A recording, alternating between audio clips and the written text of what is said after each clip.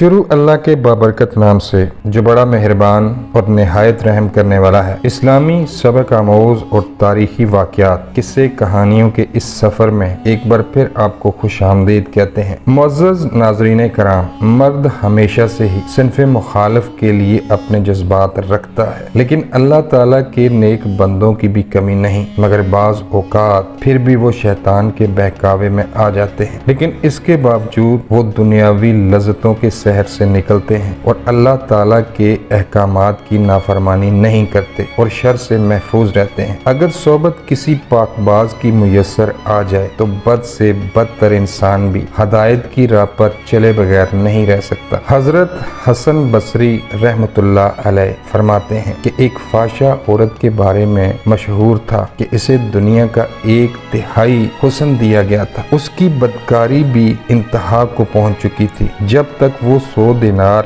نہ لے لیتی اپنے قریب کسی کو نہیں آنے دیتی تھی۔ لوگ اس کے حسن کی وجہ سے اتنی بھاری رقم ادا کر کے بھی اس کا قرب حاصل کرتے اور اس کے ساتھ عیاشی کرتے۔ ایک مرتبہ ایک عابد کی اس عورت پر اچانک نظر آن پڑی۔ اتنی حسین و جمیل عورت کو دیکھ کر وہ عابد اس کے عشق میں مبتلا ہو گیا اور اس نے ارادہ کیا کہ میں اس حسین و جمیل عورت کا قرب ضرور حاصل کروں گا۔ جب اسے معلوم ہوا کہ 100 دینار دیے بغیر میری یہ حسرت پوری نہیں ہو سکتی تو اس نے مطلوبہ رقم حاصل کرنے کے لیے دن رات مزدوری کرنا شروع کی۔ کافی تگ و دو کے بعد جب 100 دینار جمع ہو گئے تو وہ اس بدکار عورت کے پاس پہنچا اور کہا، اے حسن و جمال کی پیکر، میں نے مزدوری کر کے 100 دینار جمع کیے ہیں اور اب وہ میں لے کر تیرے پاس آیا ہوں، لہٰذا دینار لو اور میری آرزو پوری کرو۔ یہ سن کر اس فاشا عورت نے کہا، اندر آ جاؤ۔ جب وہ عابد کمرے میں داخل ہوا تو دیکھا کہ وہ حسین و جمیل عورت خوبصورت لباس زیب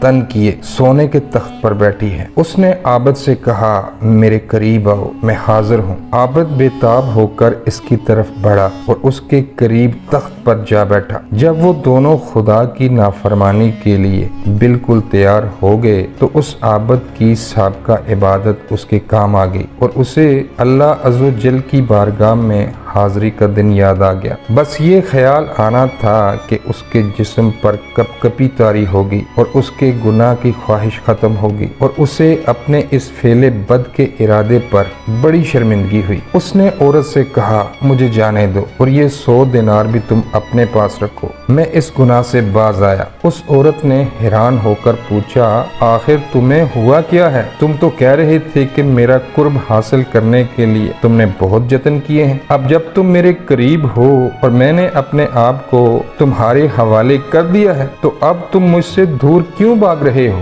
آخر وہ کیا چیز ہے جو تمہیں میرے قریب آنے سے منع کر رہی ہے؟ یہ سن کر اس عابد نے کہا، مجھے اپنے رب سے ڈر لگ رہا ہے اور اس کا خوف مجھے تیری طرف مائل نہیں ہونے دے رہا۔ مجھے اس دن کا خوف ہے جب میں اپنے پروردگار کی بارگاہ میں حاضر ہوں گا۔ اگر میں نے یہ گناہ کر لیا تو کل بروز قیامت اللہ تعالیٰ کی ناراضگی کا سامنا کس طرح کر سکوں گا؟ لہٰذا میرا دل تجھ سے بھر گیا ہے، مجھے یہاں سے جانے دو۔ عابد کی یہ باتیں سن کر فاشا عورت بہت حیران ہوئی اور کہنے لگی، اگر تم اس گفتگو میں سچے ہو تو میں بھی پختہ ارادہ کرتی ہوں کہ آج کے بعد یہ گناہ نہیں کروں گی اور تمہارے علاوہ کوئی اور میرا شوہر ہرگز نہیں بن سکتا، میں تم سے ہی شادی کروں گی۔ عابد کہنے لگا، تم مجھے چھوڑ دو اور جانے دو، مجھے بہت گھبراہٹ ہو رہی ہے۔ عورت نے کہا، اگر تم مجھ سے شادی کر لو تو میں تمہیں چھوڑ دیتی ہوں۔ عابد نے کہا، جب تک میں یہاں سے چلا نہ جاؤں اس وقت تک میں شادی کے لیے تیار نہیں۔ عورت نے کہا، اچھا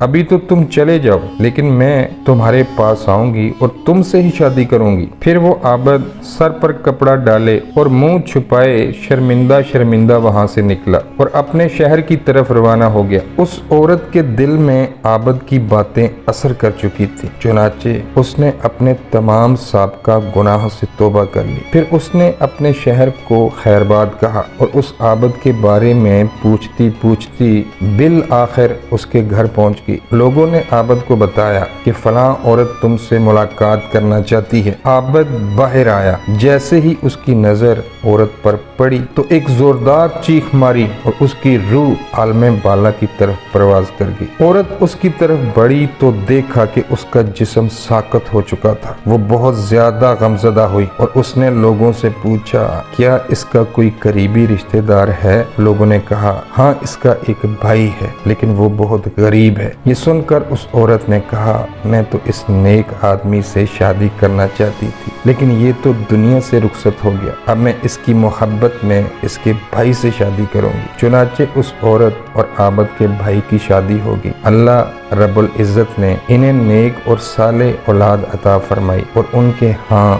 7 بیٹے پیدا ہوئے۔ روایات میں آتا ہے کہ وہ تمام اللہ کے نیک بندے تھے جو سب کے سب اپنے زمانے کے مشہور ولی بنے۔ دوستو کہانی اچھی لگے تو ویڈیو کو لائک کریں اور چینل سبسکرائب کر کے ساتھ بنے بیل کے بٹن کو دبا دیں تاکہ آپ کو ہماری آئندہ آنے والی ویڈیوز کا نوٹیفیکیشن ملتا رہے۔ جزاک اللہ خیر۔